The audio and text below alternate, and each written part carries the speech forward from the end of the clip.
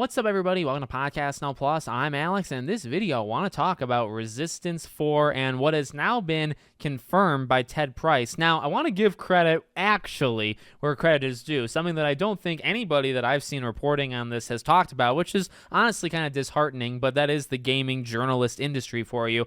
This was reported years ago by Colin Moriarty. Now, I know he's like a black sheep of the industry, and a lot of people just don't like him. I mean, whatever, but you got to give the guy credit when he actually talks and when he's actually right. He said this, and I actually did a video on this, maybe on this very channel, years ago. So he had reported that Resistance 4 was pitched and that Resistance 4 was shot down. He was exactly right. And I think his reasoning, I forget entirely, but I remember something along the lines of like The Last of Us because of the post-apocalyptic type angle. Now, they're not the same games, and I think that's what he kind of argued, where it didn't really make much sense to him when he was reporting it, but that was the reason. Like, it was because they didn't want two games of similar, let's say, background in development and coming out at the same time. Now, I would argue Resistance, The Last of Us, very, very different. You can easily differentiate, and you could easily promote and market either of them, and you could say, well, that just sounds silly. Well, Ted Price also says what happened, and he doesn't say about The Last of Us, but he does say something very similar to what Colin said. So I just wanted to give him some credit because he reported this years ago,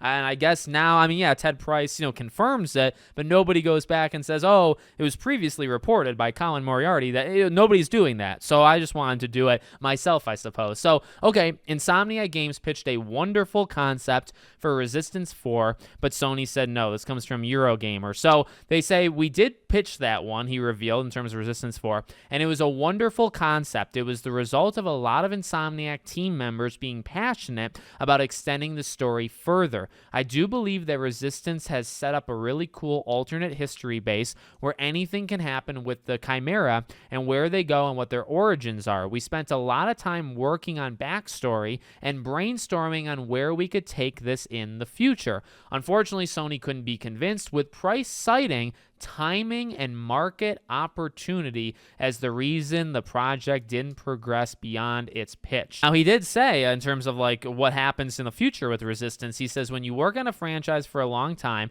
it's nice to have a chance to move on to something else, and at the same time, it's also nice to come back to it. So fortunately, because Insomniac is part of Sony, and Sony owns the IP to Resistance, we will always have that opportunity to revisit Resistance. So a little bit to talk about, I will say, in terms of that kind of extra stuff, and I believe he's being genuine. He really doesn't have a lot of reason not to be, at least at this point. But what I will call a little bit of BS in terms of, like, I want Resistance back maybe more than anyone. There's maybe like 5 people I've seen on social media that might want Resistance back more than me. But it seems like, at least from the outside, that Insomniac has to fight even for like Ratchet and Clank. Now, that might not be true, but it feels like it. It feels like they almost have to negotiate and say, well, look how good Spider-Man did. Can we please just keep doing Ratchet? Just from the spacing of it, and just, I don't know, it just feels like they almost have to convince PlayStation and Sony, whatever, to keep making Ratchet and Clank. Now, why do I bring that up? If they have to fight for Ratchet, that does pretty okay, but it doesn't do outstanding. They would have to like take somebody out back, to get Resistance back, because, to be fair to everybody, Resistance was not a big franchise. I mean, it was big in name, it's big to my heart, and I'll always kind of care about it. But when you think about the Resistance franchise, it's a franchise that never sold. I always tell the story, back with Resistance 3, I remember watching interviews and just faces, like literally seeing the development team, and the expression of the almost disbelief or just disappointment that that game, Resistance 3, and also I guess Resistance just in general, was not selling. You could see it. You could understand that like these people just didn't get why a very, in my opinion, high quality series that was extremely good, people just didn't take to it. So, and I've always said that, I understand, like I want Resistance back, but I'm not stupid. I understand that like pushing a game like that, like you're asking for a lot, because games are 5-10 times the cost to make as they were when they made Resistance. I mean, that was back in like 2010 or whatever. So it's been a decade plus. games have gone so far, through the roof in terms of price. And then if you keep selling the game at the same rate you were selling the old games, you're going to go bankrupt. You're going to kill PlayStation if you do that. So I do understand that. But, again, going back to like why the Resistance 4 pitch failed, don't really agree with that one. Now, he says the marketing opportunities. That, to me, does confirm Colin's thing, where PlayStation looked at it and said we have 2 games that are too similar and we can only do one, and we're going to do The Last of Us.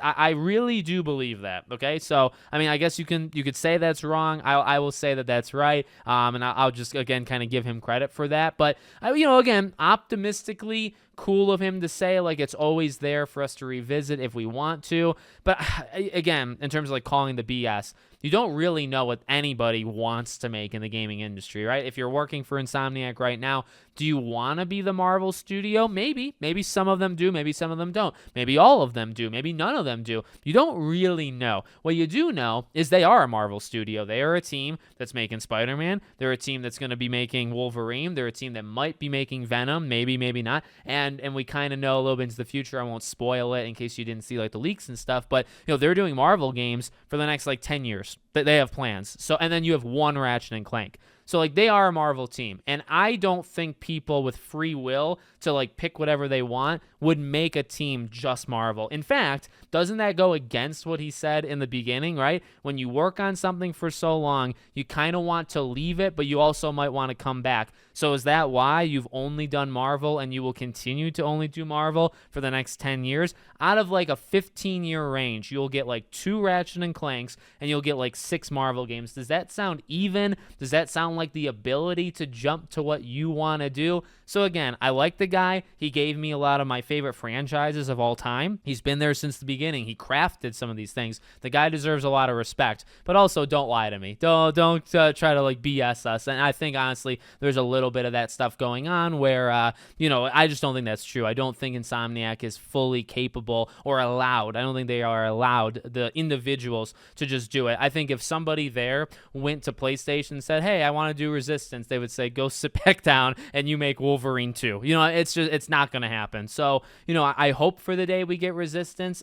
They should have done that instead of these other 5 live service games that failed. Just simply going back to a shooter that you already had, I think would have been, that's a safer thing, right? Instead of doing Concord, just make a Resistance one. I still don't think that's perfect because I really like the Resistance story and the single player aspect is so powerful. But, you also did have multiplayer on some of those games and they were really good. They were solid shooters. You already had that. Did you have to spend $200-300 million on Concord? No. So that's the state that we're kind of in. It's just been a bad day, if you've watched the other videos in terms of mismanagement and not knowing what they're doing. Not as bad, not nearly as bad. Actually, I understand it more than the WB stuff, but still not ideal. So let me know what you guys think in the comments. Make sure, as always, you're subscribed to the channel, bell icon turned on, and I hope to see you all on the next one.